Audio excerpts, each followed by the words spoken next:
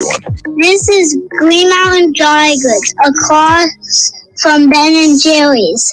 We have syrup, stuffies, souvenirs, and more. Take care of your mind and body by choosing acupuncture, massages, reflexology, spas, salons, chiropractic care, and more. Indulge in some self-care and support our local businesses. Visit discoverwaterbury.com for more information. The WDEV studio is sponsored by Sticks and Stuff and Swanton Lumber, Vermont's largest independent home center, powered by Marvin Doors and Windows. Go to sticksandstuff.com for store locations and hours. The Brady Farkas Show is produced and funded by WDEV and the Radio Vermont Group. We welcome listener feedback. Email your comments to wdev@radiovermont.com. The energy. How does anybody live and drive in Boston every single day? This guy stopped in the middle of the road with his hazard lights on. This guy won't yield. That guy won't let you go. That guy passes in front of you. That guy goes 3 lanes of traffic all in one shot. How does anybody do this? The passion. Look, if the Red Sox aren't going to play Yoshida and Devers as they're about to get swept, then we might as well just give up and go home. The opinions on all your favorite teams. I'm glad that Mac Jones looks better. That's really important. He needs to look better. But if it were a video game, he'd still have an overall rating of 76, and that ain't cutting it. This is the Brady Farkas Show on WDEV AM, FM, and WDEVradio.com. What's up, everybody? Happy Monday here on the Brady Farkas Show on WDEV, AM and FM, and WDEVradio.com. Full show tonight. Red Sox off. We're here all 90 minutes, 5:30 until 7 o'clock. We got a ton to get to on the Patriots. We got the Ezekiel Elliott signing that just went final or just got announced. We're going to get to that in the 6 o'clock hour. Danny seems awfully frustrated already. We're going to get to the bottom of that. The Red Sox are 3 games back in the wild card. And our friend Jack Main is going to stop by. Our friend Jack, formerly intern Jack here, but now a sports anchor over at NBC5. He's going to stop by. First day of high school football practices were today, and Jack found himself at a couple of them around the state. We'll get the scoop on where he was and what he's looking for. High school football. Can't believe it. You can get in on the text line 802-585-3026. That's 802-585-3026. Danny, Lego. 5, 4, 3, 2, 1. And here we go. The opening thoughts of the Brady Farkas Show were brought to you by Sticks and Stuff and by Swanton Lumber, Vermont's most complete locally owned home center. Locations in Enosburg, Derby, Middlesex, St. Albans, and at Swanton Lumber. They're online at sticksandstuff.com. So, like I said, Jack Main is going to call in. I want to get to this Patriots stuff. We're going to get to some of it in a little while, and we're going to get to more of it coming in the 6 o'clock hour about Zeke. But Jack Main's going to call in today. High school football practices started around the state of Vermont. What a bittersweet day. Like, this day to me is so bittersweet every year because on one hand, I love that high school practices are starting today. To me, there was almost nothing from ages 14 through 18, nothing better than being a high school athlete. I worked for it. I loved it. I took pride in it. Wearing this, I remember getting my first varsity sweatshirt, my first varsity letter, the cachet that came with that, the pride that came with that. I remember the nerves of going to my first ever high school tryout. Like, I still remember that to this day. And we're talking now 20 years later, nearly at this point. So on one hand, I'm thrilled for these students and for their parents who love watching them and for friends and all that high school practices are starting today around the state. It meant a lot to me. Being a high school athlete meant a lot to me. And I also think, by the way, it would be really cool to be a fall sport athlete because you get kind of 2.5 weeks worth of just practice and just hanging out with your teammates before school actually starts. I never had that because I never played a fall sport in high school. So I never got the whole like summer practice thing where it's just you and the team and you're just kind of hanging out and doing just your sport for 2.5 weeks. I think that would be a really cool dynamic as well. So I'm pumped for kids that are playing high school football today. But on the other hand, I absolutely hate this day because it's just another sign that summer is coming to an end. Like, I feel like school just ended. I feel like I was just reading to you all on the afternoon news service the scores from high school spring championships, baseball, softball, lacrosse. Like, I feel like I was doing that yesterday. And now here we are.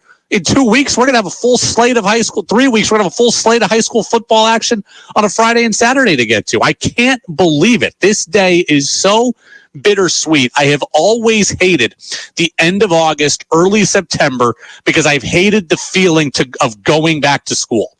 Once you're actually at school, it's fine. Like, I always enjoyed the first day of school, right? The wearing of the new clothes, to seeing your friends again, what classes are you in, what teacher, what schedule, whose locker are you next to. Everybody loves that. And if they don't love that, they're lying. You know, they're telling you a lie. Everybody loves once you actually get to school the first week or so. But the buildup of getting back to school, I absolutely dreaded that as a person of that age, and I still dread it just out of spite to this day. So I am happy for the athletes that are back playing their sports or about to be playing their sports in some cases this week, but high school football practices around the state started today. But I can't believe that we are here. Danny, did you play any high school sports? Played some basketball, but no fall sports, so I didn't go in early for any practices like you're talking about. I played high school football for 2 weeks. 2 weeks. That's how long I made it. And there's always been a great misconception among my friends about what happened to my high school career. Tell us the truth. And I don't know if this happened to you, but Danny, in 8th grade, I got recruited for high school football in 8th grade phys ed class. Coach Martin, 8th grade phys ed class, Coda Middle School. Obviously, I played baseball. I had a good arm. So for a gym class setting, I was one of the better throwers, if not the best. So I'm lighting it up in gym class football, right? And we're not running anything but a go route. Like, I'm not doing anything fancy except I'm just saying go as far as you can and I'm going to throw it to you. And I'm torching kids in phys ed class. And so Coach Martin is the JV football coach of my high school. And he's like, hey man, you've got a good arm. You got to play quarterback. And I've realized now 15, 20 years later that this is just what phys ed coaches do. They try to get you to play their sport. Right? If they coach a sport and you're a good athlete, they want you playing. So he's recruiting me for football. And I said, I'm feeling the love. I'm like, whoa, I'm getting recruited for this. This guy thinks I got talent. He's liking my arm. I'm going to go out in high school and I'm going to light it up. I'm going to throw for 3,000 yards in high school and I'm just going to sling it all over the old ball field. So 9th grade comes and I sign up and there's tryouts, but I don't think anyone's getting cut from the freshman football team. You could have a roster of 100 and you just wouldn't play, but nobody's getting cut as far as I know. So I'm going through the first week of practice. I'd never played organized football before, and it was so much different than I thought it was. Like, I thought, I'm going to be slinging it around the yard. And that's the whole first week was nothing but installing run plays. I'm like, green right, 24 slam, gold left, 25 slam. We're handed inside dive to the fullback. We're working on handoff fundamentals. I'm like, this is not what I signed up for. I signed up to throw the go route against Colony High School in the sectional title game for senior year of high school. And we got to start that process now here on the freshman football field at Shenandoah. And I'm like, what are we doing here? We're running the ball every play. This is not fun. So now we don't pass. We've got 2-a-days. It's 110 degrees outside. We have 2-a-day practices. We're practicing, from 7 to 9:30, and we're practicing from 2 to 4. And I'm like, well, this stinks. And now I was real thin, right? I just wanted to play quarterback. Everybody had to have a defensive position as well. I'm like, this is no. We have a school where we're going to have 100 kids on this team. I don't have to go both ways. But here I am having to play both ways. Like, what do you want to play? I'm like, well, I want to play corner because I want to be like Dion and I want to pick the ball off and I want to take it to the house. And then I realized nobody passes. So here I am out on an island doing nothing. We're not doing anything. So now I'm bored. It's hot. we're not throwing the football. We finally got to do a passing drill or a passing play, I should say. And I'd never seen a blitz before in my life. So a guy gets up in my face and I just threw it as far as I could. And I'm like, oh, that's probably not the play that they wanted there. Me just throwing it into triple coverage to avoid the sack. So that didn't go particularly well the one time I did get to pass. But then we had to get, like, then the hitting started. Week 2, the hitting started. And I quit, like, shortly after the hitting started, and all of my friends have given me grief saying I couldn't handle the hitting. That's not the case. I had it in my mind I wanted to quit before the hitting started. I just had to do it in person. So, like, I waited a day or two into hitting so I could build up the courage to tell the coaches that I didn't want to play. Everyone's always like, oh, Farkas didn't want to get hit. Oh, he got hit by Jim Schwettner. That was the bad guy of the freshman football team. Like, oh, you couldn't take in hit by Schwettner, could you?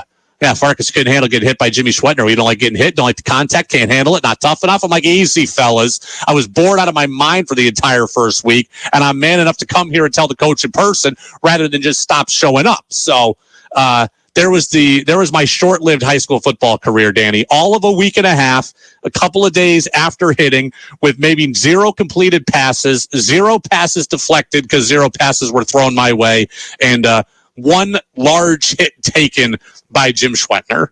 But that then such ended the high school career of Brady Farkas right there.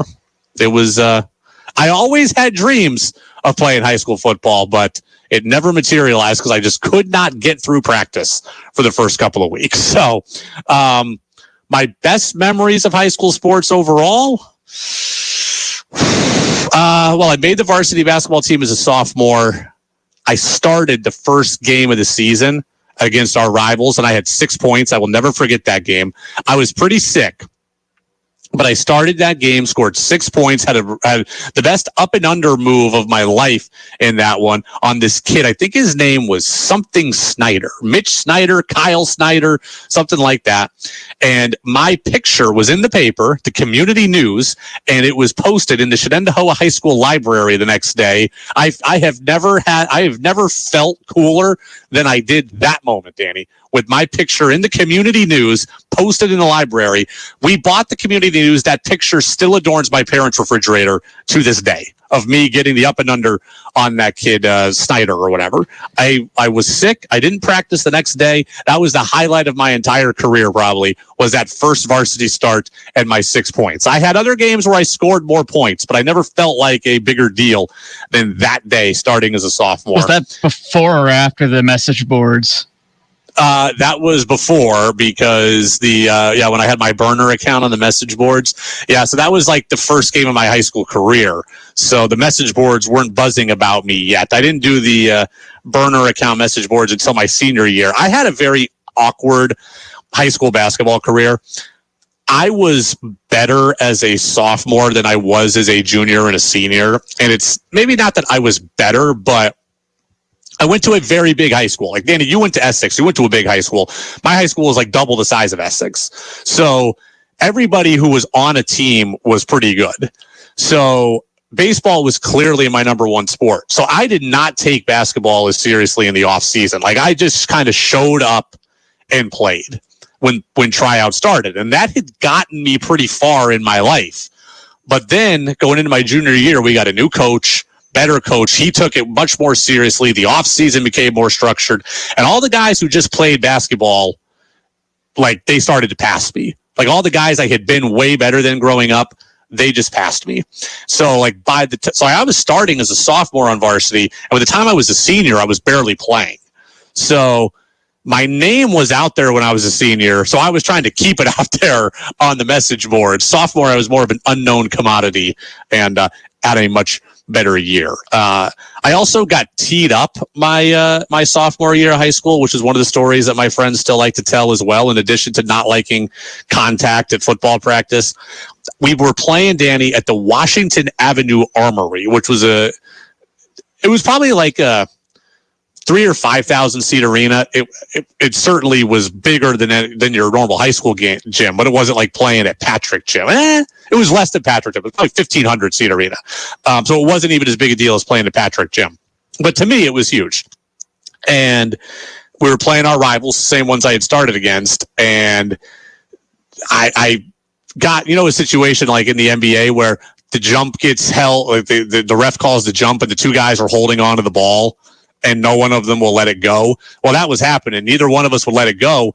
And then eventually I ripped at it to try to grab it, and he let go and threw himself into the water cooler, and I got teed up for being too aggressive. Like, this guy led Section 2 in rushing that previous year and was a D1 lacrosse player. The idea that I could throw him into the water cooler was completely far-fetched. You talk about an acting job above all acting jobs, but there's a high school memory that I remember as well. So, high school football practice starting today. Jack Main from NBC5 is going to stop by with us at about 6:30. A quick recap of where we were last year in Division 1 last year. CVU won the state title. They beat Middlebury. Mount Anthony beat Bellows Falls in D2, and Windsor beat the BFA Lamoille co-op team in Division 3. So a lot of good stuff coming on the high school front. Again, 802-585-3026. Danny, I don't want to take a break here. I just want to get into the Patriots. Again, the Ezekiel Elliott signing, Zeke himself announced it on social media. We'll get to that in the 6 o'clock hour. But, Danny, I got to come at you here a little bit. You and I were texting over the weekend. It's taken you've been producing this show now for about 3 weeks. It's taken you all of 3 weeks, apparently, to get frustrated by the business of sports radio.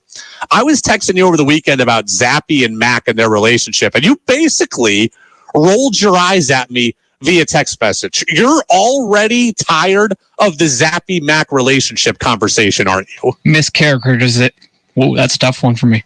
Mischaracterization, Brady. So what is your problem then? I'm just worried about where Boston Sports Radio takes that, not you. So do you think the Mac and Zappe dynamic is a big deal? It's about to be, if it continues like this, right? It's definitely going to get blown up. It's already getting there on the Boston side of things. I'm not going to say we were on it first because somebody brought it to our attention, right? Like, we had the cuts from Doug Kyde and of Andrew Callahan of the Boston Herald last week. So they brought it to our attention. We picked up on it, and now everybody's got it in Boston. Let me examine this story here quickly, because as usual, two things can be true at the same time. 802-585-3026. One, I do not believe that the Zappe and Mac relationship and the storylines that come with it are going to have a very big impact once the season actually starts. Once the regular season starts, I don't think this story has a huge impact. At the end of the day, these guys are both used to competition, and when the season starts, there will be a set depth chart. The competition will be over. The hierarchy will be known by both them and by their teammates. We won't be talking about Zappe as much in general. Mac won't be asked about Zappe as much because Zappe won't be playing. So once the season starts, this story is going to fade away. There will be other Zappe and Mac storylines in terms of, if Mac struggles, when should Zappe come in? But as far as their relationship goes, that won't be under the microscope once the season starts. So that's true. Set that aside in this bucket. That said, over in this other bucket, though, this storyline, their relationship, is a big deal. And it's a big deal right now for a few reasons. In 1 month, I think the first game for the Patriots is September 10th, I want to say. Okay, then it will no longer be a story. But leading up to that, it's going to be a story. A couple of different reasons. One, this whole thing is a poor reflection on Mac Jones's leadership. As we have talked about, Mac Jones wants to be a better leader. We've been told that. He has told us that. Okay, he has talked about wanting to be a better leader, not acknowledging your teammates, not supporting your teammates, going out of your way to not undermine your teammates, but certainly not uplift your teammates. That is poor leadership. I do get quarterbacks that don't love each other. Okay, Brady and Garoppolo didn't love each other. Joe Flacco didn't love Drew Lock when he was there. Joe Flacco didn't love Lamar Jackson when he was in Baltimore, right? When guys feel threatened, they're not going out of their way to help their teammates. So I get that. And I get it from Mac's perspective also. I don't want to train the guy that's going to take my job. But that said, you cannot be so icy to him in public. And that's what Mac Jones has been. If he wants to hate him privately, if he wants to resent him privately, if he wants to talk bad about him in the confines of his own home, that's all well and good.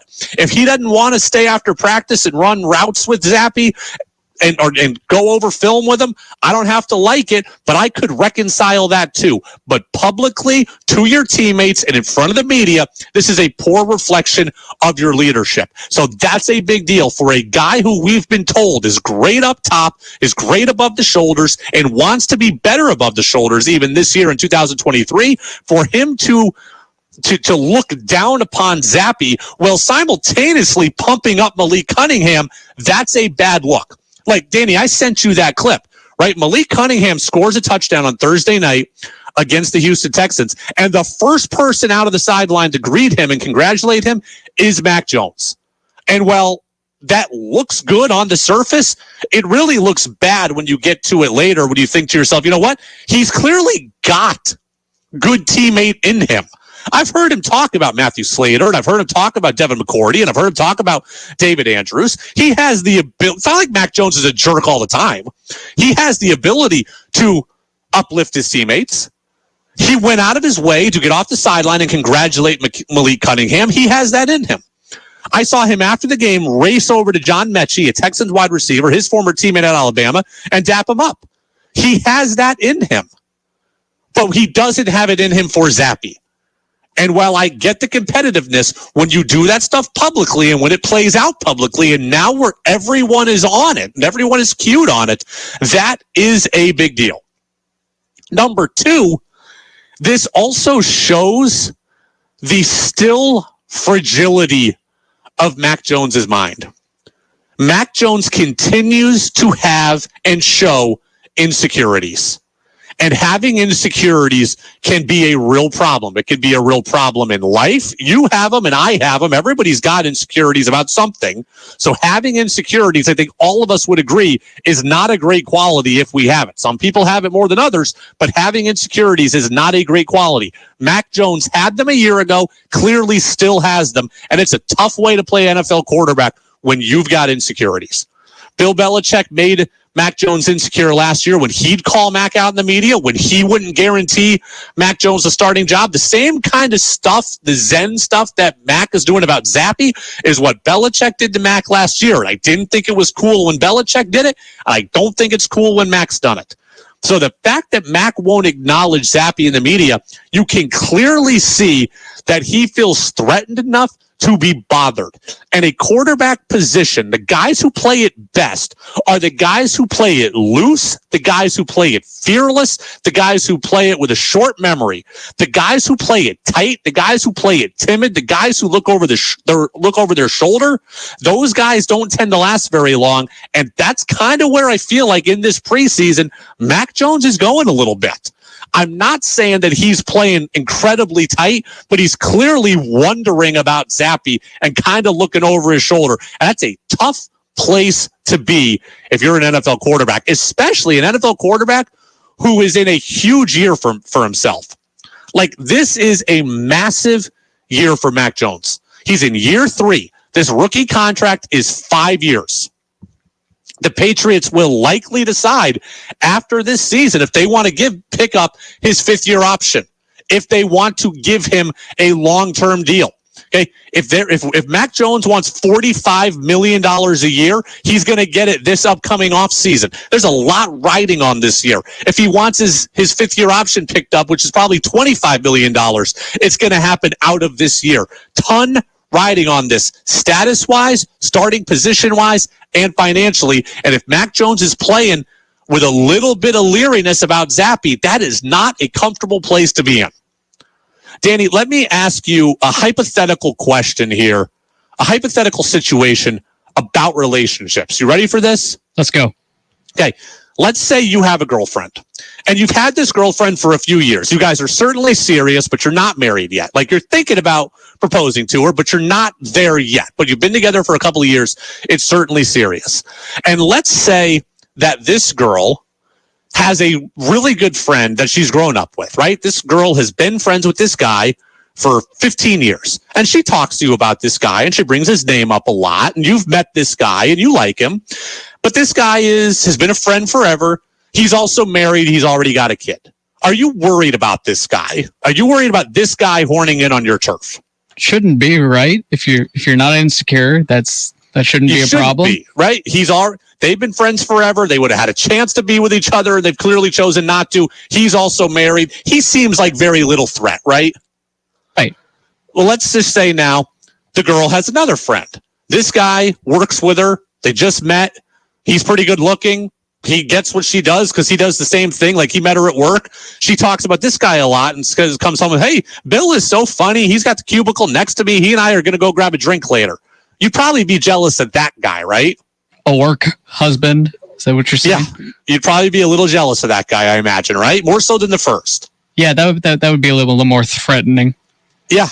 And it's hard to have a relationship that way because you're always going to wonder, is the coworker from work, is he getting in? Is he getting FaceTime that I'm not getting? Is he getting in with her in a way that I'm not? Is he connecting with her on a level? He's around her. He's got access to her. She clearly likes him and thinks he's funny. You'd be a little more threatened by that guy. That's kind of where Mac is at right now. It's hard to have a relationship that way. It's hard to be NFL quarterbacking when you're feeling that way, right? He's not threatened by Malik Cunningham. Malik Cunningham is the former in the example that I gave you. He's not a threat. He's not a guy who Mac feels insecure about. This guy is a rookie. He's undrafted. He's partial wide receiver. He's not bringing a lot to the table that can unseat Mac. So we're not really worried about him. And it's for that reason you see Mac going out of his way to dap him up and congratulate him. Like, this guy's not a threat, so it's cool for me to go talk to him.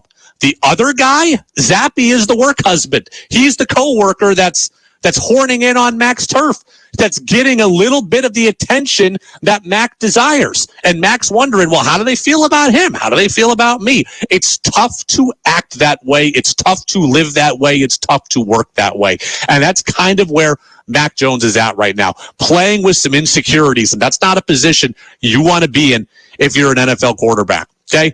And finally, a reason why this is a big deal. And this is the one I said earlier. I don't think that this will become an issue when the season actually starts. The one way it could become an issue when the season starts, and the one thing I really, really, really want to prevent from happening, is I do not want cliques or segments or factions to emerge in the locker room. This is the thing that can derail a season if it comes to it, is this internal rivalry. Mac has clearly said, Mac has clearly laid the battle lines that I have my turf and you're not going to horn in on my turf. So Mac clearly has the chance to get supporters and detractors in that locker room. There's going to be guys that are Mac guys. There's going to be guys that are Zappe guys. And what you don't want is a conflict in the locker room. Right? There's a reason. Why did the Patriots get rid of Cam Newton 2 years ago? It's not because Cam Newton all of a sudden was worse than Jarrett Stidham. It's because they didn't want Cam guys and Mac guys undermining each other. They didn't want the infighting.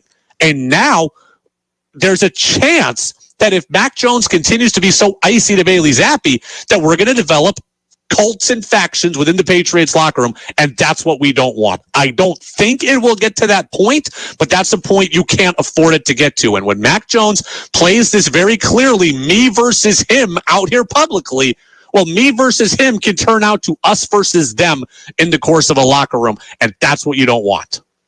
Danny, you remember with the Celtics a couple of years ago, right? When we talk about Kyrie Irving breaking up the Celtics, well, how exactly did Kyrie Irving break up the Celtics? It became veterans against young guys. It became my way against their way. And the Jason Tatum and Marcus Smart and Jaylen Brown were constantly against the Kyrie crew.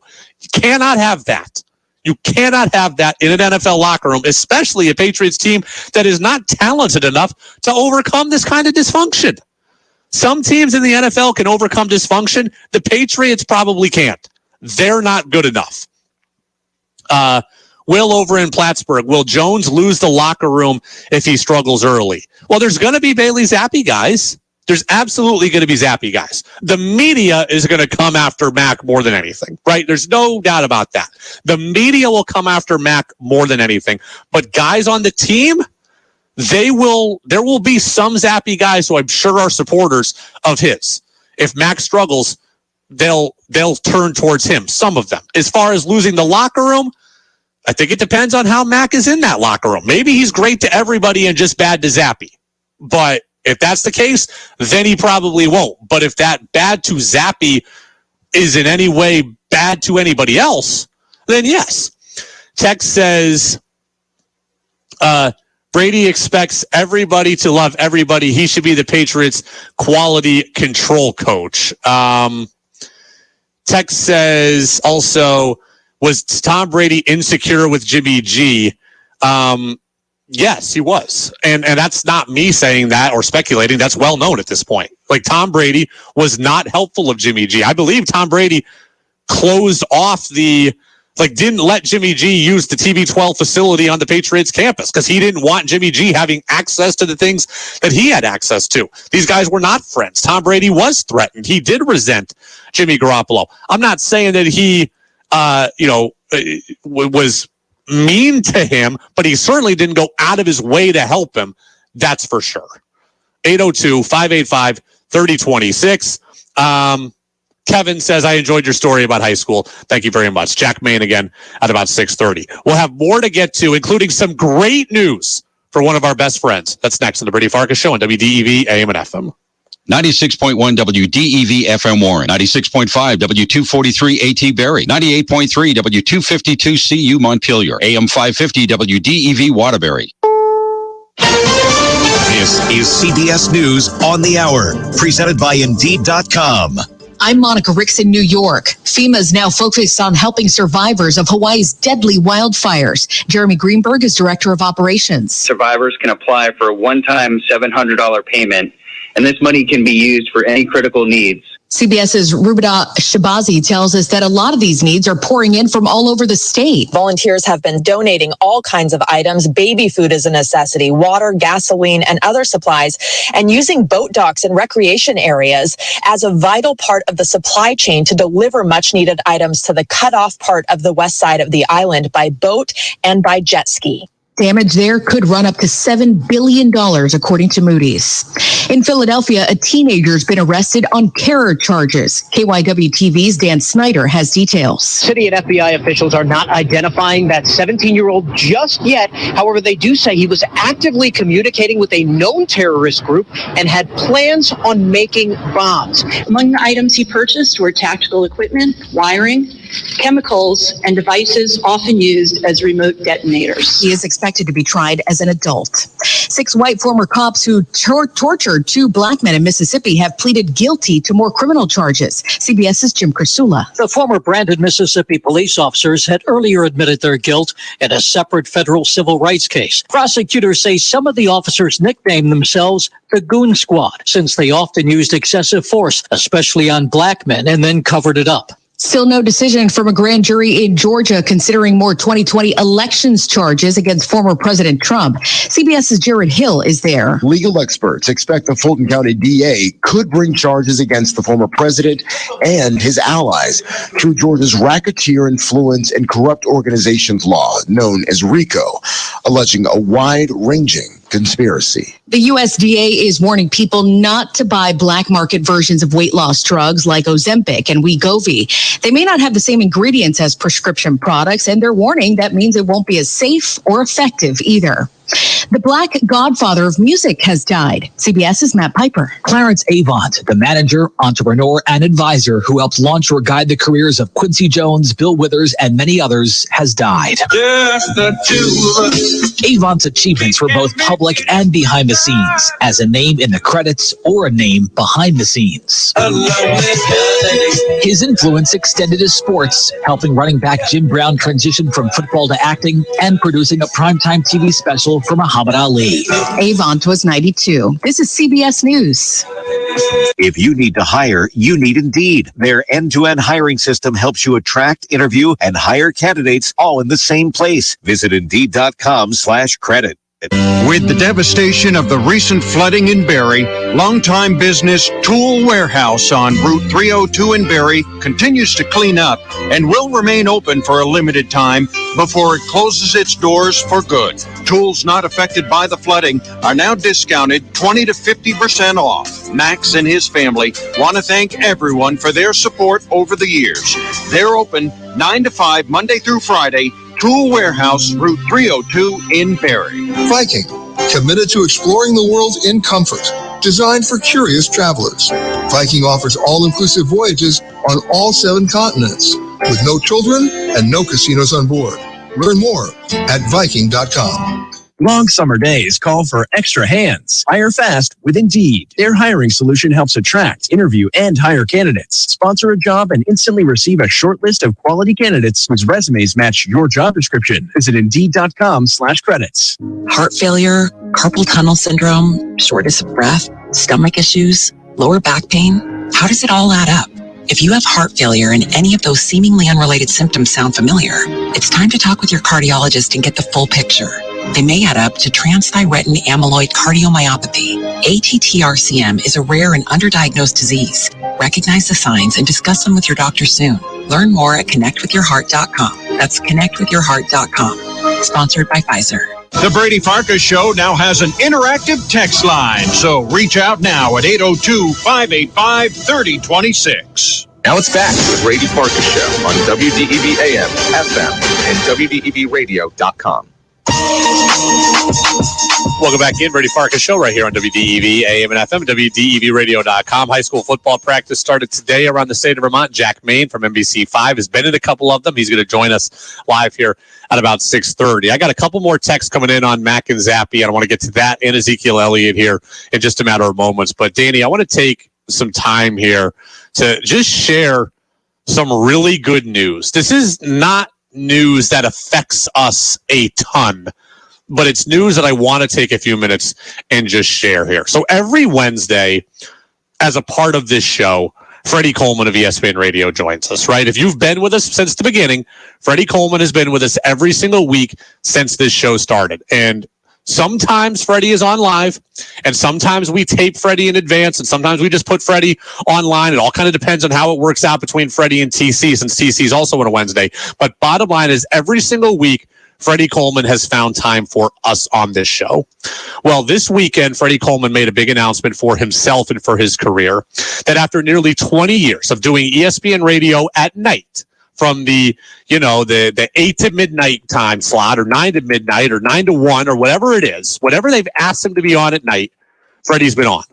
After nearly 20 years of that, starting in September, Freddie is going to take over as the lead host on ESPN Radio's afternoon show from 3 until 7 p.m. Okay, Freddie's going to get to host his own day part, where he can be a focal point of ESPN's day rather than, quote, just in the night and into the overnight. Freddie has been a good soldier. He's been great at his job. He has enjoyed being in the overnight, but now he's going to get to carry a main day part at ESPN Radio after 20 years of working for him. And I am so pumped for our guy, Freddie Coleman. This was the best news of the weekend. It didn't matter to me how many games the Red Sox won this weekend or how many games the Mariners won this weekend. This was the best news I saw all weekend, because Freddie Coleman is, to me, bar none, the best guy in sports media. And I don't say that with hyperbole. I don't say that just for effect for this conversation.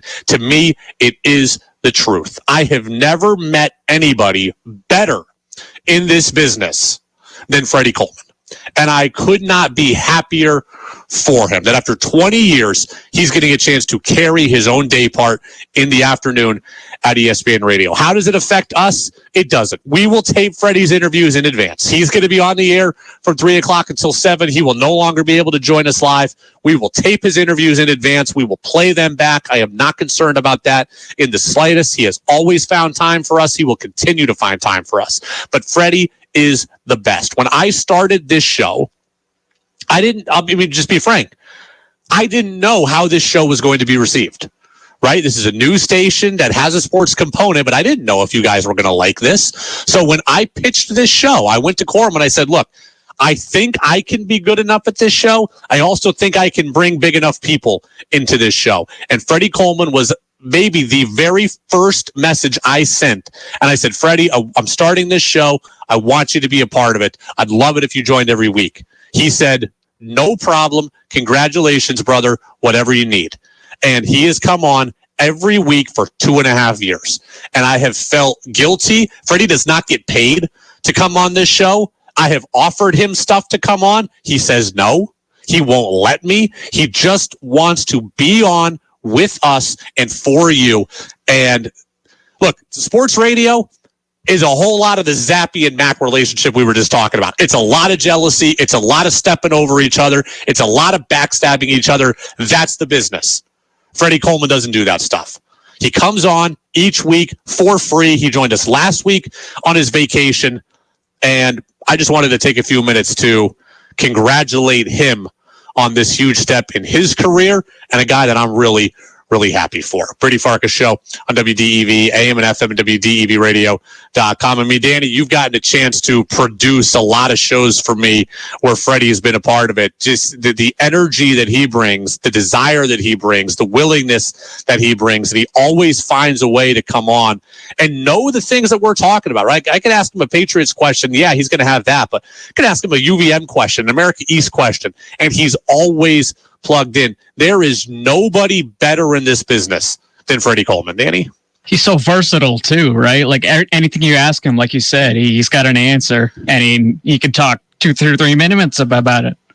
Yeah, and he's been on TV. He's hosted First Take this summer. He's hosted the morning show at ESPN Radio. Like, ESPN Radio has gone through a lot of upheaval, right? It's not as good as it used to be in a lot of ways. But Freddie is one of the things that's a constant there that's always been good. And now, working from 3 o'clock until 7, more people are going to get a chance to hear him, and I'm happy for him. I am thrilled for him. And as far as we go, again, we're still going to get to talk to him. We'll just have to tape it in advance. I am not worried about that in the slightest. So congratulations to Freddie Coleman. I want to get back to the Bailey Zappe and Mac Jones relationship we were talking about before the hour ended. I want to put a bow tie on that because I'm getting some texts in 802-585-3026. Oh, Brady, you're making too big a deal of it. It's nothing. This is the media's problem. They always create something out of nothing. I'm not creating something out of nothing. Okay. This is real life. This is really playing out in front of us. And it's not just me, Danny, it's everybody who thinks that this is weird. I mean, Greg Bedard of Boston Sports Journal was on NBC Sports Boston the other night, and he said, like, this thing is flat out weird. It is weird. It really is. They don't now, I'm sure somebody has a picture of them sitting next to each other on the bench. I never saw it. There was some space next to Mac Jones. Bailey Zappe never sat in it. There was Trace McSorley between the two of them. I saw Mac talk to Trace McSorley. I saw Bailey talk to Trace McSorley. I never saw them speak to each other. There was one time where Trace left, and it was the two of them standing there, and they're both looking in opposite directions, this weird awkwardness. And look, I don't know what to make of it. Do I think it means anything? No. But the only thing I could compare it to in my time covering the league is Jay Fiedler and A.J. Feely with the Dolphins. When the Dolphins traded for A.J. Feely to come in and basically take Jay's job, those guys had the similar relationship. It's at least icy. It is really, really weird to watch. It's not just me picking up on this. I didn't invent this storyline out of nowhere. This is so plainly and painfully obvious that now everybody's picking up on it. So this is a deal. This is not just me grasping at straws. This is what's out there. This is what people are talking about because this is what people are seeing. So this is real Patriots life. And yes, it is drama. And yes, it is unnecessary. And yes, it is like reality TV. But this is what the players themselves are putting out there on film and putting out there for us to see. So that's not a me problem for talking about it. This is a them problem, and particularly it's a Mac problem for doing this and for doing this publicly. This is more of his insecurities and more of his problem. Now, let's fast forward a little bit. What do we think happens now? What's going to happen now? Well, now that we're all keyed in on this, now I think you're going to see Mac Jones go on and put on the fake face. I think from now on, you're going to see Mac Jones put on the fake face because I promise you, he is going to be asked about the relationship with Zappe. And now everybody knows about this. Now you're going to see Mac, oh no, it's no big deal. Bailey and I get along. We love each other. We have total support in that room. We want this team to be the best it can. We want each other to be the best that we can be. We have total support for each other. Mac is going to come out now he's going to get asked. He's going to come out, in my opinion, on the offensive and say, no big deal, totally blown out of proportion, love all my teammates, think I'm a good teammate, have a good rep with my teammates, total support of the quarterback room, little competition is good, it makes us better. He's going to lay it on thick, I think. And a lot of you are going to come back in a week and say, see, Brady, there's no big deal. They love each other. They always did. You were wrong from the start. And I'm going to sit here and roll my eyes and say, he's saying it for the cameras. Mac Jones now, he has missed the window for me to legitimately believe him. Hey, think about it, Danny, like with your friend. If your friend offended you, okay, let's just say your friend offends you, and you really want an apology from your friend, and a week goes by, and you don't get that apology, well, eventually you go to your friend and say, hey, man, that was pretty crummy what you did. I really want an apology. And your buddy goes, all right, man, whatever. Like, I'm sorry. Sorry I offended you. You know what? That apology is not legitimate. You had a chance for a week to apologize and to mean it and to be sincere about it and put some thought into it. And it doesn't count if I've had to beat it out of you. This is where we're at with Mac Jones. Okay, the media has keyed in on this. The media has keyed Mac Jones into this. He is going to now look at this and say, all right, Bailey and I are good. We're good. And we're all supposed to believe it. When in reality, I'm not going to believe it in the slightest because he already had a chance to do this. Okay, when he wasn't being watched, he had a chance to be a good teammate, had a chance to say the right things publicly, and he didn't. So now when he does it, I am going to roll my eyes for the rest of the season, for the rest of the preseason at least. He is going to have Bailey Zappe's back, but he's absolutely not going to mean it. And if you think he does, then you're being played. Like, Danny, you've seen this song and dance before. When Mac comes out tomorrow and talks good about Zappe, you're not going to believe it, are you? Don't fall for this stuff. No, or he's just going to give the coach speak like Belichick does, and it's not going to mean anything, right? I think he'll go better than Belichick. I think like he's been cued into this being a big deal. So now I think he's going to go over the top to try to beat it back down. That's what I think. Mac likes to be liked, and I think he doesn't want a distraction, so now he's going to go over the top to make this not a distraction. That's my thought. The question is, too, like I just told you what Mac's going to do. What is Zappe going to do from here on out? 802-585-3026. What does Bailey Zappe do from this point forward? I just told you what Mac does. Danny, what do you think? What do you think Zappe does moving forward? I think he could just continues as he's doing, right? Just, being confident. Yeah, if I'm I think you're right. If I'm Zappe, I'm looking back and going, hey, I've been handling this okay. I come out looking good. I've complimented Malik Cunningham. I've never said anything disparaging about Mac. I've had Mac's back publicly in the past when I was here last year. So if I'm Zappe, I'm just doing what I'm doing. And basically, I'm going to sit back. I'm going to let Mac dig his own grave at this point. And that's what I think Zappe will do. That's what I think Zappe should do. Because Zappe can look at it and say, hey, Mac doesn't play that well all the time. Like, Mac's going to dig his own grave here. And I'm going to be there to be the recipient of that. Because Mac can look at this and say, or Zappe can look at this and say, I've already been a good teammate. I've already got guys in this locker room that like me. I've already won here before. I've already won here in the past. And I know Belichick likes me. I'm just going to, when I get my shot, I'm going to take it. And frankly, also, if I'm Zappe, I'm rooting against Mac privately. I know that makes me a bad teammate, and I know that this is what, I know this is not what people want to hear. It's absolutely the truth, though. If I am Bailey Zappe at this point, I am rooting against Mac Jones, and I'm waiting for him to, again, dig his own grave and give me an opportunity to earn this job. That's what I want. And I think this happens far more than people acknowledge or people want to acknowledge, where you have teammates that root against each other. Because one teammate wants a shot, and his shot is contingent upon another guy's failure. And I think Bailey Zappe will root for Mac Jones to fail. Again, privately. Publicly, he's got to say all the right things. But privately, he's going to root against Mac.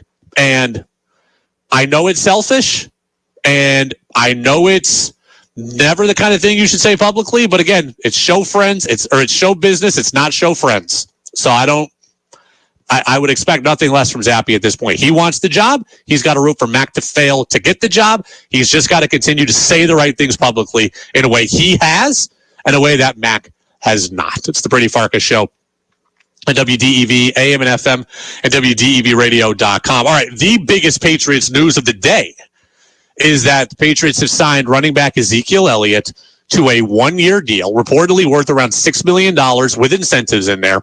Ezekiel Elliott is with the New England Patriots now, and he will wear number 15, which he wore at Ohio State when he led the Buckeyes to a national title several years ago. Ezekiel Elliott will pair with Ramondre Stevenson and will become the running backfield for the Patriots. Your thoughts, 802-585-3026. Texter says, where is Brian Hoyer? Brian Hoyer is gone. Actually, for where he is, I don't know. Danny, you can look it up, but Brian Hoyer is not with the Patriots anymore. So if Brian Hoyer is even still playing, he's not with he might be with the Raiders. Everybody from the Patriots has gone to the Raiders. I don't know why I think maybe Hoyer did the same thing and paired with Josh McDaniels. Wow, how'd you know that? Am I right? You are. Okay, that's what I thought. I remembered seeing that earlier in the offseason. It's always a good bet. The Patriots castoffs went to Texans, Titans, or Raiders because that's where the Patriots ties are. So Jimmy Garoppolo and Brian Hoyer pair together out there. So yes, that's where Hoyer's at. Anyways, Ezekiel Elliott. My first reaction to this, good move for the Patriots. Good move, helpful move. Not a game-changing move. And the reason why is because Ezekiel Elliott is not a game-changer. But it is a good move. Okay, the Patriots need good players. Simply put, we've talked a lot about the Patriots being devoid of talent, being devoid of playmakers. Ezekiel Elliott can be a helpful part of the offense. Number one, Ramondre Stevenson is the lead back on this team. Ramondre Stevenson needs some help. This team has lost Damian Harris. He signed in Buffalo. They need a second back that can take some of the pressure and some of the carries off Ramondre Stevenson. Let's just say the Patriots want to run it 25 times a game. Ramondre Stevenson absolutely needs 18 to 20. As for the other 5 to 7, that now could be Ezekiel Elliott. I don't know if Kevin Harris or Pierre Strong are ready for that kind of role. Ezekiel Elliott is. Ezekiel Elliott can no longer carry the ball 18 to 20 times. He can carry it 5 to 7, though. So I like this move from that perspective. Patriots get some help for Ramondre Stevenson. That's a big deal. Secondly, Ezekiel Elliott is a closer in big kind of situations for this team. Ezekiel Elliott's not a guy who's going to carry the ball for 140 yards anymore. He doesn't have the burst anymore. He doesn't have the elusiveness anymore at this point. But can he come in on 3rd or 4th and 1 and churn out a big yard for you? Yes. Can he come out in the red zone on a 2nd and goal and get it over the end zone? Yes, he can. So a guy who's a finisher. I don't know if Ezekiel Elliott, he very well may end up with 5 carries and 22 yards by the end of the game, 5 carries and 17 yards by the end of the game. But he very well may have 2 touchdowns because he still has the ability to win at the goal line and win in short yardage. And that is something the Patriots will benefit from, right? We don't love Mac Jones. I don't love Mac Jones. Mac Jones, we don't love the receivers in the red zone. They don't have receivers that can dominate in the red zone. So what can you do in the red zone? Have a finisher and a punisher like Ezekiel Elliott. So it is a good move for a few different reasons. But do not expect this to be a game-changing move. Zeke is not 10 carries for 95 yards. He's not give it to him on his own 1 and let him take it to the house 99 yards. He's not that guy anymore. Danny, we had Roy White on from Blogging the Boys here, a longtime Dallas sports radio personality. We had him on 2.5 weeks or so ago. We asked him how much Zeke has left in the tank. Do we have that cut available? We have a cut. Okay, let's hear what he had to say. Well, unfortunately, regardless of what he wants, the market is showing that he's not going to get it.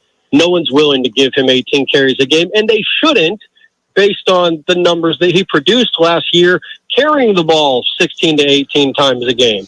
Career lows in yards per carry, yards per reception, targets, receptions, yards overall. The only number that wasn't a career low was his touchdown numbers.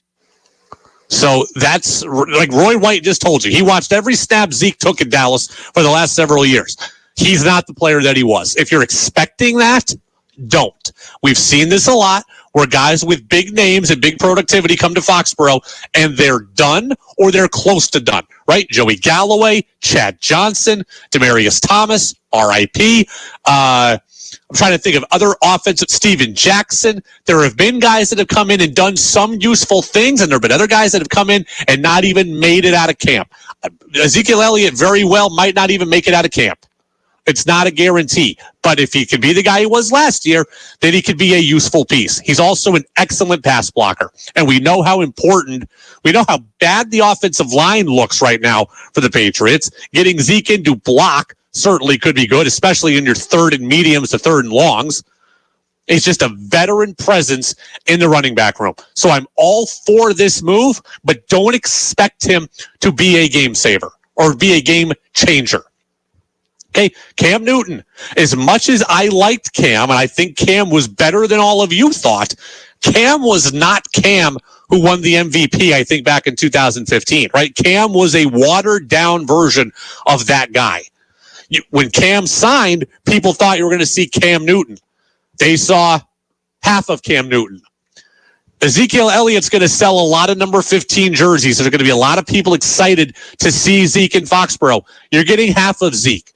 You're not getting Zeke of 6 yards a carry. You're going to get the Zeke who averages 2.1 yards a carry and tries to push it in from 2 yards out. So have realistic expectations, and then you will be able to appreciate what he brings. Do I think Zeke will do better in New England than he did last year in Dallas? The answer to that is no. Patriots offensive line looks bad, right? Like, again, it was backup offensive lineman on Thursday against the Texans, but the product looked bad. I got ample cuts here today that I'm not going to play of Greg Bedard and Albert Breer talking about how bad the Patriots offensive line is. The Cowboys have been the best line in football for a number of years. If Ezekiel Elliott was going to struggle behind that line with that overall offense, he's not going to be a game changer here in Foxborough. May he get 8-12 touchdowns? Yes. Could he be like Jamal Williams was last year? Danny, look up Jamal Williams last year for the Lions, how many rushing touchdowns he had. He had to have had 15. But his overall yardage production, I don't think, was particularly good. Danny, look that up and let us know when you've got it. Could Ezekiel Elliott be a guy who can vulture touchdowns and be great in short yardage? Yes. But he also could be a guy who ends up a day with 4 carries for 9 yards, and it just so happens that those 9 yards were done on 3rd and 1, 4th and inches, and 1st and goal. And that's okay. That's useful, but it's not the Ezekiel Elliott of old. Just like it wasn't the Cam Newton of old, just like it wasn't the Demaryius Thomas of old, just like it wasn't, just like Julian Edelman at the end wasn't Julian Edelman that we remember. This is what happens to an aging football player and a guy who's got a lot of tread and a lot of wear on those tires. Danny, any word yet on Jamal Williams? I'm seeing 17 from last year total. 17 touchdowns. What was his overall yardage? Do you have that there? 4.1. How many yards total for the season? Oh, just over 1,000, 166. Okay, so he had more overall rushing yards than I thought he did. He had 17 touchdowns. He was great in short yardage. Ezekiel Elliott will be great in short yardage, but he's not getting anywhere near 1,000 yards. He's not getting anywhere near 1,000 yards. I would be shocked if Ezekiel Elliott, I'll say Ezekiel Elliott averages 25 yards a game. And if he plays all 17 games, that's going to be like that's going to be like 300 yards for the season or something. I think Ezekiel Elliott will not have a lot from a yardage perspective, but I do think he'll be able to help the Patriots. Matt Bolton says, veteran back, good goal line option. Yes, just have realistic expectations. I see a lot of people on Patriots fans on social media saying, wow, this is awesome. Can't wait to get the Pats jersey. Get the jersey all you want. understand it's not the same player. It's the Brady Farkas Show on WDEV, AM and FM, WDEVradio.com. High school football practice started today around the state of Vermont. Our friend Jack Main from NBC5 News, he's been around the state. What's he seen? We'll talk to Jack next here on DEV. Thursday night, it's Vermont Tire and Service Night at the nation's site of excitement, Thunder Road. Just 3 races left in the battle for King of the Road honors, with double purses for the late models, Flying Tigers, Street Stocks, and Road Warriors, plus the Kids Poster Contest. Adult admission $15, kids age 6 to 12 $5, and the family fair. 2 adults, 2 kids, just $30. Kids 5 and under free. Thursday night, Thunder Road, Quarry Hill, Barry. Gates open at 5. Post time 7 o'clock. Rutland County, are you ready to rock? The Vermont State Fair is excited to announce that award-winning 8084 will be giving the concert of the year on August 18th. Gates open at 5:30. The show starts at 7. Get your tickets at ParamountVT.org now to see the band that is listened to around the world over the last 40 years and 6 albums. 8084 has brought you unforgettable sets, and this night won't be any different. Come see 8084 at the Vermont State Fair August 18th. What's holding you back from learning the language you've always wanted to know? Too hard. Takes too long. Not with Babbel. Babbel's lessons take just 15 minutes a day. 15 minutes isn't long. Nope. And they're fun. So you don't realize you're learning a language, but you are. In 3 weeks, you're able to start having conversations. And Babbel's lessons are built around real life. And with Babbel, it isn't hard. It's perfect. Now try Babbel free. Just go to Babbel.com. That's BABBEL.com. I've always gotten tons of UTIs. Cranberry products never worked for me, and I was desperate for a way to be proactive. I'm Jenna Ryan, CEO and founder of Eucora. We've worked with doctors to develop effective urinary tract health products. Eucora is helping over 100,000 women stay healthy. Ready to join them? Get 30% off at eucora.com/radio. That's UQORA.com/radio. These statements have not been evaluated by the Food and Drug Administration. This product is not intended to diagnose, treat, cure, or prevent any disease. The WDEV studio is sponsored by Sticks and Stuff and Swanton Lumber, Vermont's largest independent home center, powered by Marvin Doors and Windows. Go to sticksandstuff.com for store locations and hours. Parents, are you tired of helping put your kids' shoes on? They're squirming, watching cartoons, anything but helping. Luckily, it's Skechers to the rescue. Introducing new hands-free Skechers slip-ins. Footwear you can just get your kids to step into and their shoes are on. You don't need to bend over. You don't need to sit on the floor and try to wrangle them on. And they're available in all types of Skechers styles with and without laces, and most are machine washable. Find Skechers slip-ins for kids or mom and dad at a Skechers store, Skechers.com, or wherever stylish shoes are sold. The extracurricular activities, the traffic, the nightly homework, the traffic, the finding time to eat dinner together as a family, the traffic. Back to school can be stressful. Thanks to Ziploc, meal prep doesn't have to be. New Ziploc bags with Stay Open design have a patented stand-up bottom that helps keep the bag upright and a top crease that folds and holds for easy filling, unlocking a second set of hands in the kitchen. If only it unlocked a second set of lanes. New Ziploc brand freezer and storage bags with Stay Open design from S.C. Johnson, a family company. Vermont Viewpoint, connecting Vermonters with their elected officials, business leaders, artists, and neighbors.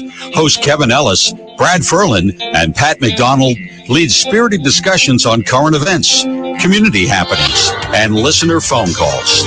Live, local, relevant radio. Vermont Viewpoint, weekdays 9 to 11 on WDEV AM and FM, and streaming at WDEVradio.com. Think you know sports better than Brady does? Text in with your thoughts at 802-585-3026. Now it's back to the Brady Farkas Show on WDEV AM, FM, and WDEVradio.com. Welcome back in, Brady Farkas Show right here on this Monday, WDEV AM and FM, and WDEVradio.com. I want to go out to the phone line now and bring on our friend Jack Main over at NBC5, sports anchor there. You can see him lighting up your television screens on the weekends and carrying a camera the rest of the week at various events that you are at. And Jack is with us now. Jack, how are you? Great, Brady. And I do want to point out tonight that I will be actually anchoring tonight. Noah Steerson's flying back from vacation, so you can catch me tonight at 11 p.m. Well, there you go, 11 p.m. on NBC5, so you can stay up late and watch that. Hey, before I get to high school stuff, which I know you've been covering today, your thoughts on Ezekiel Elliott signing with the Patriots? You are a diehard Pats fan yourself.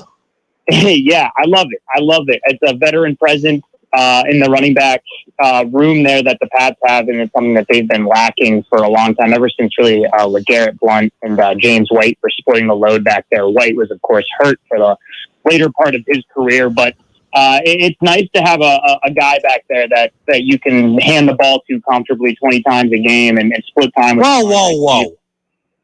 He ain't touching the ball 20 times a game. He's getting the ball no more than seven.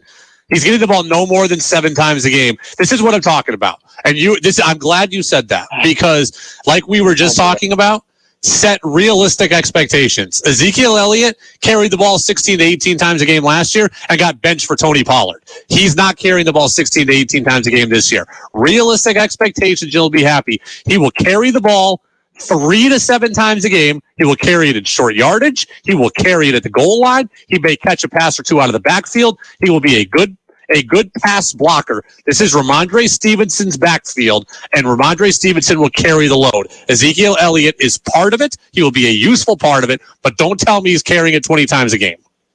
I'm saying he can. I'm not saying that's going to be the plan. Bill Belichick always has something up his sleeve. There's a chance that Ezekiel Elliott is cut before the trade deadline, knowing how Bill works. So, nothing's a guarantee with him. Obviously, he's 28 years old, and the best years of his career are definitely behind him. But he's a guy that you can expect great things from and catch lightning in a bottle at times. Also, I was listening earlier, and I do want to give a shout out to Freddie Coleman as well. You said that he's the best guy in sports media. I have not met anybody more knowledgeable nor more welcoming than Freddie Coleman when I was an intern at DEV myself. So big shout outs to Freddie Coleman. Really happy about that, and happy that he's been a part of the DEV circle here for the last 2.5 years.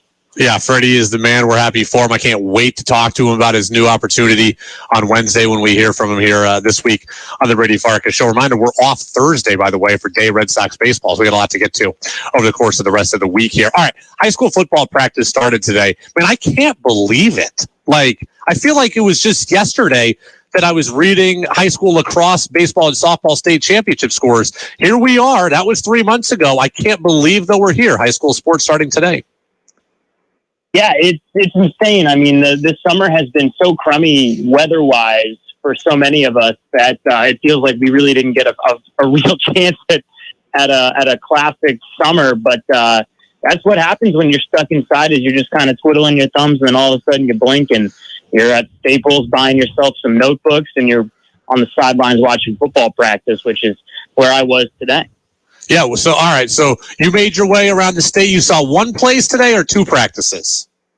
I only got to 1 practice today, working on securing some more. We're also got some youth football coming up. I went to South Burlington High School today. The combo team that comes in with South Burlington High School, Burlington High School, and Winooski. They're a young team this year, and they are one that has not had much success in the last 10 years, at least since I've been in high school. So they're looking to start over with a new, fresh identity this year. Was really the point that was made to me by the coaching staff and by some of the veteran players. It's crazy that you say that, that this team, this co-op team, hasn't had a lot of success. You're talking about, at least in Burlington and South Burlington's case, 2 of the biggest schools in the state. I would think that those 2 programs could be good on their own. They can't even field a team on their own, and they don't have success together. Why is that? It's a great question, Brady, and it's something that my dad honestly talks about a lot. Is this is the 2 most populated schools, or 2 of the most populated schools in the state, and you're absolutely right. They can barely field a varsity team in some years, and they graduated 16 guys last year. So it's a fresh face, and I just think that it's the culture that Burlington is. This is not a football state. This is, if anything, it's a track and field state, sending tons of kids to go run Division I track or any level of track, and then from there on down, you have a fair amount of kids are really getting into baseball again. Lacrosse is really healthy. Basketball, with all the UVM success, is humongous as well. So it's just the culture that exists, especially in Chittenden County. So you have CVU, who's really the outlier in that group there. But yeah, I mean, if for Burlington and South Burlington to struggle to fill one team at times it's eye opening for sure, and the VPA is taking notice.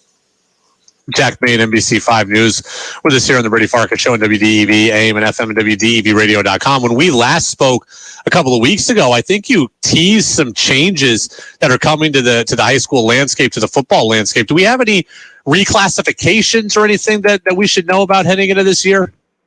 Yeah, the biggest thing is that Mount Anthony, the high school down at Bennington, they are going from Division II, which they absolutely were dominant in last year. They're going to be in Division I this year for the first time in quite some time. So that's a new juggernaut that's thrown into the mix. And this is going to be very interesting to see, because we're down to 3 divisions in football for Vermont, because so many schools are A, having to combine, or B, drop entirely because they're similar to the metropolitan area around here. They just cannot fill the rosters with enough kids. So yeah, that Bennington and coming into the Division I scene is going to be it's going to change some things a lot, and it's going to be interesting, especially because now that makes the travel schedule that much more difficult, because you're going to have at least one team from Chittenden County going that far south, and then as far east as St. Johnsbury every single week. So it's going to be interesting to watch that shake out and see how that really challenges the top teams in Division I, the CVUs, the Essexes, the St. Johnsburys of the world. How does that decision get made about a team jumping up and down? Where I'm from in New York, it's solely based on your enrollment. Now, there's differences with private schools that have smaller enrollments but are better teams that they will play up. But by and large, you only fluctuate up and down in level if your enrollment changes, right? So you'll see teams bounce back and forth. But how does it work here in Vermont? Why is Mount Anthony, a team that won the D2 state title last year, moving up to D1? It's a lot of different things. Some of it is, as you mentioned, school population, but the other thing is it's health of the program, right? I'm not terribly familiar with how the high school scene works down much south of Rutland, but you've got Burton Academy down there. You've got Blue Mountain is right in that area as well. And then it's Bennington. So those, South Rutland and then South, a lot of those schools, they play each other a lot. And if the program is healthy and it's drawing a number, for a football program, you'd want at least 40, 50 kids on a varsity roster, and then, however many more you have in the reserves and junior varsity. And in South Burlington, they haven't had those numbers. So that's why they've had to combine to try to stay in D1. And that hasn't worked out for them very well over the last few years. But for a team like Mount Anthony, where they have been so successful and so great in Division II, they had the opportunity to say, we can play a tougher schedule. We can take on, our program is healthy. The numbers are strong. They're probably pulling from other high schools in that region to be on the Mount Anthony team. So, when you have those factors working for you and the program is performing at a high level, then you earn that opportunity to go and work a harder schedule. In addition to the high school circuit, which you are starting to cover again, you've spent a lot of the summer covering the Vermont Lake Monsters out of the Futures League. Obviously, you have a big-time association with the Lake Monsters. I know you spent some time at our more locally based Vermont Mountaineers as well. But Lake Monsters and the Futures Collegiate Baseball League Championship again this week for the second time in 3 years? Third time in 3 years. Third time in 3 years.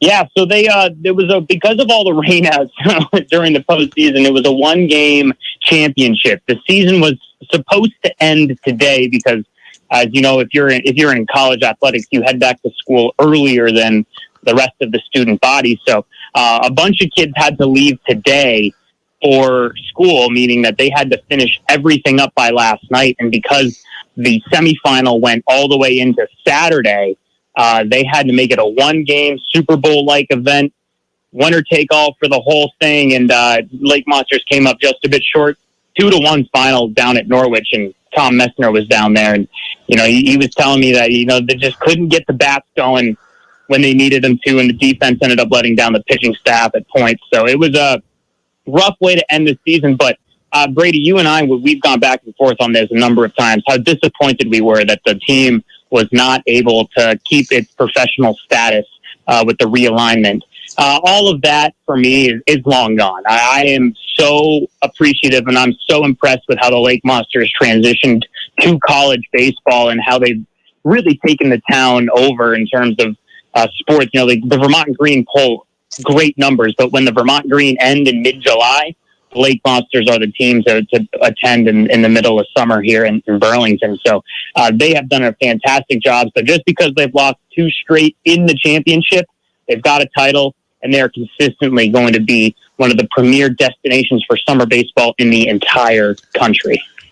Jack Main, our guy over at NBC5 News. You can check him out tonight at 11, anchoring the NBC5 Sports channel, or the sports portion of the news, I should say. And you can see him soon at a high school event nearest you. So, Jack, we'll catch up again soon. Thank you.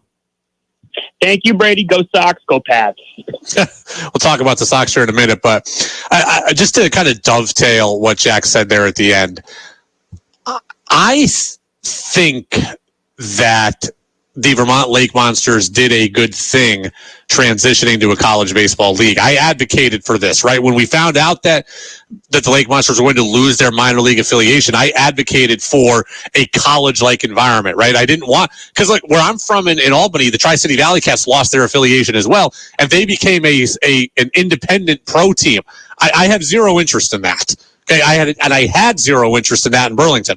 Well, I've seen the success of the Mountaineers. I've seen the success of the Upper Valley Nighthawks. College, the college summer league scene works, and I believe that was the right area for Burlington to go to. So that I've always applauded that. What I am surprised about is that it's worked so well from a fan standpoint. That's where I will put the shoe in my mouth, or put my foot in my mouth on this. I thought that it would work for the players. I thought that it would work for the venue.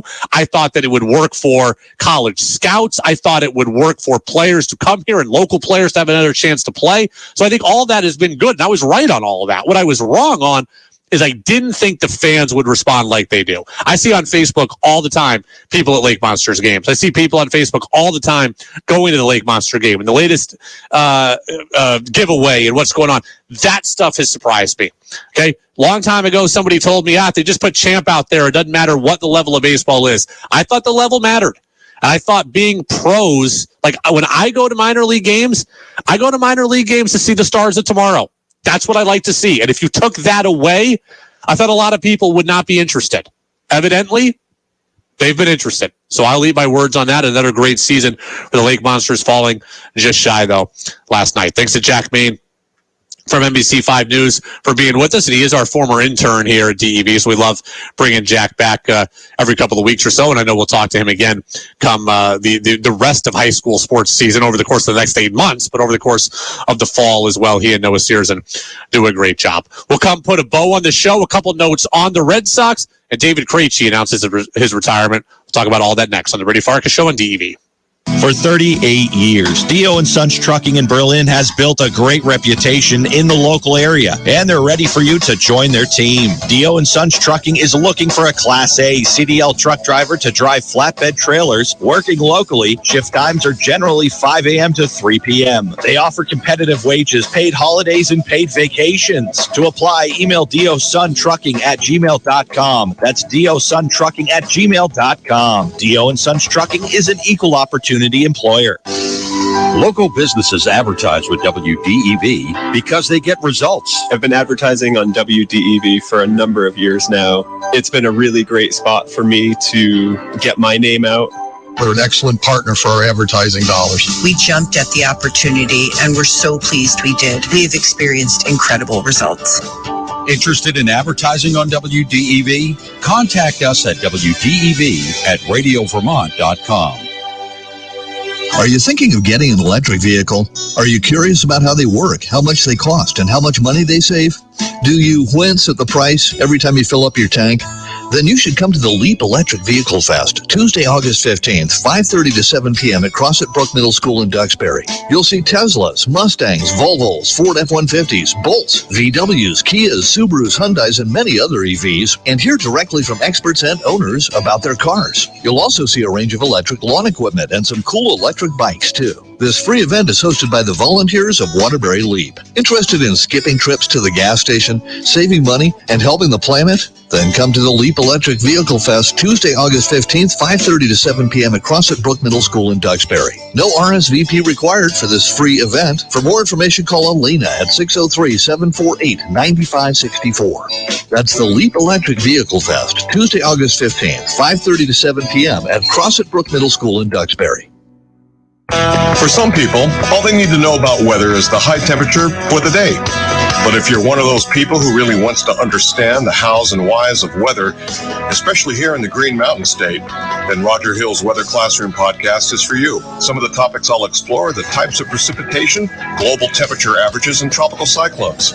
Roger Hill's Weather Classroom podcast is available at WDEVradio.com, Apple and Google Podcasts, Spotify, and Amazon Music. Hi, I'm Paul, the president of Green Mountain Solar. Solar can be a great investment in your home or business, but just like any other project you'd do, it's important to take your time and do your research. So many companies push a quick sell or create an artificial timeline to close. They're afraid if you do your due diligence, they'll lose the deal. At Green Mountain Solar, we want you to feel confident in your decision. That's why we always start with an on-site evaluation. Sure, we have the same digital tools as others do for remote assessments, but it has only shown us how important an on-site evaluation is to assess your site and energy needs. I mean, really, what other home improvement would you let someone do a remote assessment on and then come drill holes in your roof? Before you let someone pressure you to sign, please reach out to us. We're here to help you get the best solar for you. Find us at greenmtnsolar.com. That's greenmtnsolar.com. This is David Goodman. Join me every Wednesday at 1 o'clock for the Vermont Conversation, brought to you by vpdigger.org, Vermont's nonprofit news source. I'll talk with national and local change makers from the worlds of politics, social and racial justice, science, education, and the environment who are having an impact on our daily lives. You can also hear the Vermont Conversation at vtdigger.org or sign up for our podcast. Join me and take part in the Vermont Conversation Wednesdays at 1 here on WDEV. Your chance to be part of the show is on the text line at 802-585-3026. Now it's back to the Brady Farkas Show on WDEV AM, FM, and WDEVradio.com. Welcome back in, Brady Farkas Show, right here on WDEV, AM and FM, WDEVradio.com. Just wrapping up our conversation with Jack Main here. I really can't believe that Burlington and South Burlington can't field their own separate football teams. And I get the dynamics of football are different. I get the dynamics of Vermont are different, and it's not the same as where I grew up. So I'm not, I just can't conceptualize how a school where you graduate 300 kids a year can't come up with 40 guys on their own to play football, nevertheless can barely come up with 40 between multiple schools, and that team can't be very good. I mean, high school football is still the preeminent sport to play in the fall among boys. Now, soccer has its piece, and Ultimate has its, but Ultimate's a spring sport, I think. So soccer has its piece, and bass fishing has its piece, and, so I get it. Volleyball has its piece, but I just would think that two schools that big would be able to field football teams. I mean, Danny, when I went and watched the Essex game last year, and you went to Essex, I mean, there's several players there on the bench at Essex. So, I mean, we're talking about, like, that school has no problem fielding teams. So I'm surprised that Burlington and South Burlington can't. Yeah, and I grew up in Burlington, and they always had their own full team. So it's changed. Don't know why, but it has changed a lot. Again, and Burlington's been very good at soccer, so I think that probably does factor in a little bit, at least on the Burlington high school side of things. I can't figure out why on the South Burlington side of things. And just football in general has changed, right? The concerns about concussions and about health, they're very real. And kids not being allowed to play football, that is a everywhere thing. But we do see smaller schools that can have football teams, and these bigger schools that are struggling even to fill out co-ops. If you look at it, I mean, you're talking about 3 schools. Okay, where I'm from in New York, there's a 3-school team, but it's 3 religious schools that all have like 75 kids in one shot there, and you're only pulling from a pool of 250 kids, and not all those kids are guys, obviously, so it's like 125 guys pulling between three schools. South Burlington and Burlington, they got to have 300 kids per class. You're talking about between sophomore and senior. You're talking about 900 kids per class. If you say half of them are guys, 450 kids at each school there. I am confused by this, and I'd like to do a little bit of a deeper dive on this. Bad news for the Bruins today. The Bruins announced that, or David Krejci himself announced he's retiring from the NFL after 15 full NHL seasons. He put a lengthy statement out. It's on the Bruins website. Says he talked about trying to be a good teammate and thanked everyone appropriately. This is not surprising. This is not. When Patrice Bergeron retired, we thought David Krejci was going to retire. This is just tough for the Bruins to overcome because it's an off-season of transition. And like I told you, last year very well could be the Bruins' last best chance. Not their last chance. Like we saw with Florida, just get into the playoffs and you can make noise. But if you don't have Patrice Bergeron and you don't have David Krejci, and then they went and they traded away Taylor Hall, you're talking about three significant pieces off last year's team gone. You still have McAvoy. You still got the two goaltenders right now. You still got Pasternak. So there's still good stuff in Boston. And they still absolutely can get to the playoffs. But it's just going to be a more uphill battle than it was. They're certainly not going to be a record-setting team. They're going to be closer to the bottom of the Eastern Conference than to the top, and just continues a tough offseason for the Bees, no doubt about it. Red Sox are off today, by the way. Sox will come back at it again tomorrow. They'll take on the Washington Nationals. We're going to be off on Thursday. Remember, for Red Sox baseball, it's a day game. I want to say it's a 4:05 start from Washington, 3:05 pregame show, so we won't be on, barring rain, on Thursday. So we'll have a lot to get to Tuesday, Wednesday, and Friday. Red Sox did exactly what they were supposed to do this weekend. I buried them last Monday. Tom Caron came on Wednesday and said, look, if they take 3 of 4 with Kansas City, they take 2 of 3 from the Tigers, they could be right back in this thing. That's exactly what they did. I got to give TC credit for that. He saw the vision that I didn't see last Monday. They're 3 games back in the wild card. They're still dependent on teams ahead of them losing, right? Seattle's a game and a half ahead of them. Toronto's 3. But the Red Sox are alive. They are in this thing. Got a good contribution yesterday from Turner, who had the home run, 1,500th career game for Turner. Congratulations to him. Big knock from Wong down the line. The shot from Duvall, which was a 3-run homer, and they got to Erod in that one. They win 2 out of 3. So a good job all in all by the Red Sox to come back and get that series win. And they'll try to do it against a Washington team. Washington that's not as good, right? Washington's in last place in the NL East. They have won 7 of their last 10. So you absolutely cannot overlook the Nationals. Lou Merlone said to us a long time ago, it's not always who you play, it's when you play them. Like, remember, the Red Sox played the Pirates at the beginning of the year. Pirates team that didn't know they were bad at that point. The Pirates swept them. You're playing a Nationals team that was bad for a lot of the year, but is now playing a lot better. Younger guys are starting to develop, matriculate, gain some confidence. They've got some guys in there like Lane Thomas who have put together really good years. So, yes, the record is bad for the Nationals. The season is not over, though, for them. They're playing hard. They're playing well. I want to thank Jack Main for joining us. I want to thank Danny, as always, for being on the other side of the glass and for chiming in as well when we ask him to. He does a great job producing this show every single day. The full show podcast will be available shortly on our podcast channel, Apple Podcasts, Spotify, and WDEVradio.com. Jack's interview will be there as well. We'll see you tomorrow. Jazz with George Thomas is next on DEV.